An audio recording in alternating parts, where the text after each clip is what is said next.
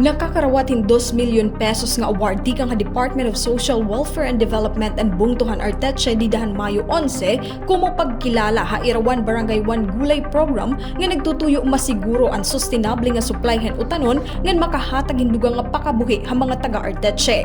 Sumalakan Vice Mayor Roland Boy Iverdoni nagtikang ang nasabing inisyatiba han tuig 2018 kumo simple nga backyard gardening para mga 4-piece beneficiaries. Gimpakusuginihan tuig 2022 pinaagyan 1 Barangay 1 Gulay Program 2.0 kundiin kada barangay o asosasyon in may partikular nga utanon nga gintatanom nga nakabase ha panginahanglanhan merkado base sigurado nga mapalit ngan maiwasan ang kompetensya han ira mga produkto. Panuyo gihapon hini nga maibanan ang pagsarig ha mga supply tikang hagawasan bungto ngan masiguro ang food security. Hapag kaya na ang programa ni may ada na 1,346 nga miyembro tikang habaynti nga farmer association.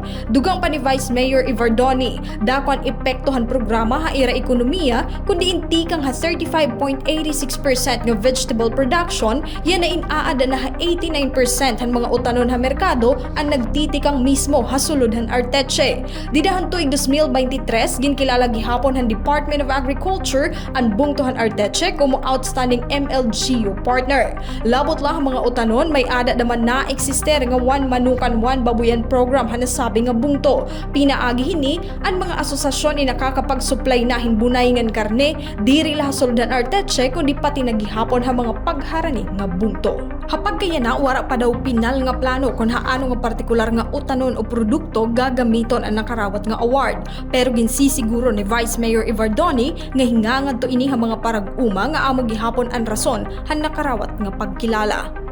Tikang habungtuhiton Arteche. Heidi Opada, Eastern Summer News Service.